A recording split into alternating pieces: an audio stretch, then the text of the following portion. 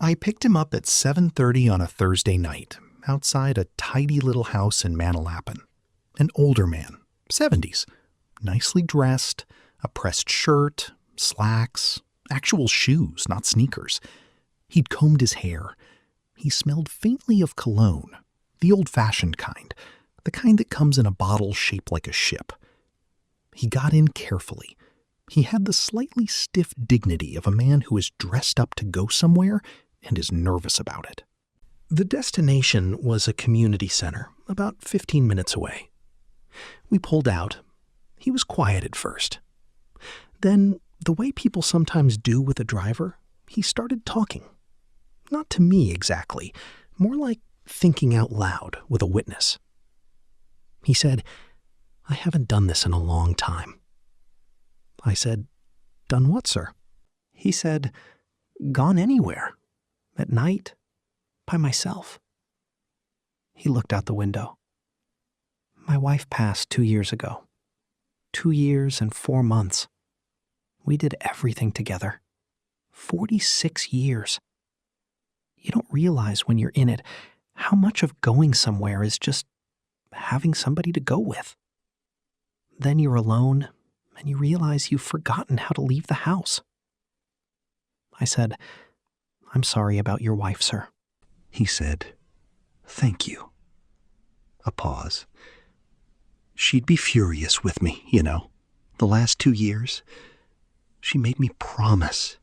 At the end, she made me promise I wouldn't turn into a hermit.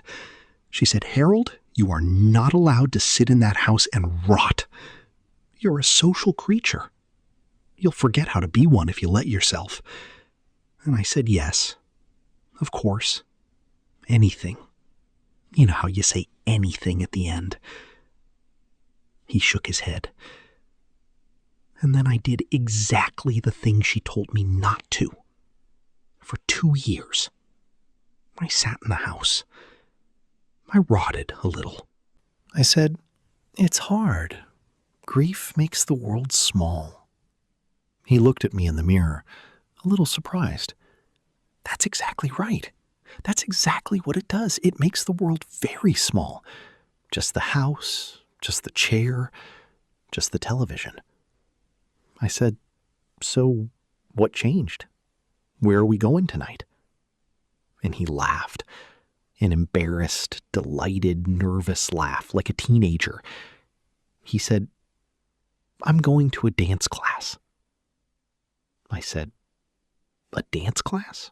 He said, "A beginner's dance class at the community center. Ballroom. Well, social dancing, they call it. Foxtrot, waltz, a little swing. For," he made air quotes, "adults of all ages and experience levels." Which is a polite way of saying old people who don't know what they're doing. I said, "That's wonderful, sir." He said, "It's terrifying, is what it is." He smoothed his slacks. "My wife and I never danced. 46 years, and we never danced. Not properly. We always meant to take lessons. We always said, 'Someday, when there's time.' And then there wasn't time. So," he took a breath, "I'm taking the lessons. 46 years late and by myself. Better late and alone than never, I figure." We drove for a minute. I said, "Can I ask, why dancing? Of all the things, you could have joined a card group, a book club, anything. Why the one thing that's scary?" He thought about it. He really thought about it. And then he said something I've never forgotten. He said, "Because grief is a kind of loneliness, and I've been trying to fix it by being alone, which is like trying to put out a fire with fire. And I thought, what is the opposite of how I feel? I feel stiff. I feel old. I feel like nobody touches me anymore. Nobody's touched me. Not really. Not a hand on the arm since she died. So I thought, I'll go somewhere where strangers have to hold each other's hands and count out loud and laugh at how bad they are. where you have to touch a stranger's hand to learn the step, where everybody's a little embarrassed and a little brave at the same time. That's the opposite of a dark living room. That's the opposite of the chair. I said, "That's the smartest thing I've heard in a long time, sir." He said, "We'll see if I'm smart or just foolish. I might walk in there and walk right back out. I've turned around in that parking lot twice already this month. Drove all the way there and turned around." I said, "But you ordered a car this time. You can't turn around. You're committed. I'm your accountability." He laughed. "That's why I took the car. I knew if I drove myself, I'd chicken out. If somebody drops me off, I have to at least walk in. I have to at least stand in the room." We pulled up to the community center. Through the big front windows, I could see a lit-up multi-purpose room, folding chairs pushed to the walls, maybe a dozen people standing around awkwardly, an instructor in the middle gesturing. Old people, mostly. A few middle-aged. All of them with that same look. Half nervous, half brave. Harold sat in the back seat and looked out the window for a long moment. I watched him gather himself. I watched him decide. He said, "Okay." I said, "Okay." He said, "Wish me luck." I said, "You don't need luck, sir. You already did the hard part. The hard part was tonight, getting dressed, getting in the car. The dancing's the easy part. The dancing's the reward." He looked at me. His eyes were a little wet. He said, "You're a good young man. You should be charging extra for the pep talk." He got out. He straightened his shirt. He walked up to the door, and he paused, just for a second, with his hand on the handle, the way they all do, the way the young man with the job interview did, the way we all do at the door of a thing we're afraid of. And then he opened it, and he went in. I watched through the window as the instructor spotted him and waved him in warmly, and a couple of the other students smiled and shifted to make room. I watched a woman about his age, gray hair and nice dress, say something to him, and I watched Harold say something back, and I watched them both laugh. Then the lesson started, and they all paired up, and I pulled away before I could see Harold try to dance, because some things aren't for the driver to watch. Some things a man should get to be bad at in private, with only strangers as witnesses. Here is what I think about now. I think loneliness is one of the few problems in the world that you cannot solve by yourself, by definition. It's the one repair you cannot do alone in your living room. You can fix a lot of things alone. You can grieve alone. You can heal alone. You can think alone.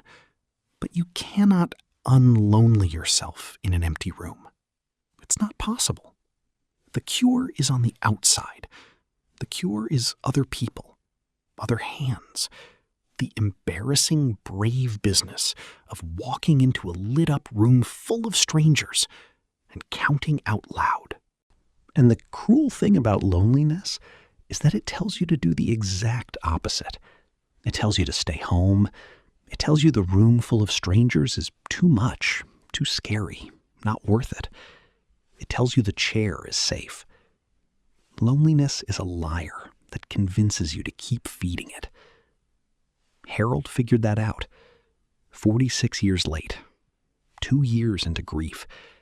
After turning around in the parking lot twice, he figured out that the way through was to walk toward the thing that scared him, toward the hands, toward the music, toward the people. I picked him up that same night, by the way, 2 hours later. Total coincidence. I was still working the area, and the ping came in, and it was him. He got in the back seat, and he was a different man. Lit up, loose, years younger. He was talking before the door was closed. "I did it," he said. "I danced. Badly. Oh, terribly. I stepped on a woman named Eunice's foot twice. But I danced. And get this, There's a group of them that goes for coffee after every week. And they invited me. Coffee. After. Like I'm a person again. Like I have a Thursday night now. I have a thing on Thursdays. I said, Harold, that's fantastic. He said, Eunice forgave me for the foot. She said I'll get better. She said everyone's terrible at first. He grinned out the window. I have to get better now. I told Eunice I'd get better. I have to go back. He had to go back. That was the whole thing. He'd given himself a reason to go back. I dropped him at his house, the same tidy house in Manalapan, except now there was a light on inside that he'd left on for himself before he left. And isn't that something? A man leaving a light on for his own return? Like somebody's waiting? Like the house knows he's coming back. A little more alive than he left. He tipped me well. He said, for the pep talk. He went inside. His wife was right. He was a social creature. He'd almost forgotten. But you don't forget all the way, it turns out. You can be reminded. Somebody just has to drop you at the door and refuse to let you turn around. I hope Harold is dancing tonight. I hope he got better, for Eunice. I hope the coffee group is still going. I hope his Thursdays are full. I hope wherever she is, his wife knows he kept the promise. Late, but he kept it. The Lonesome went up on the shelf. It took 2 years, and a stranger's car, and a woman named Eunice's poor feet. But up it went.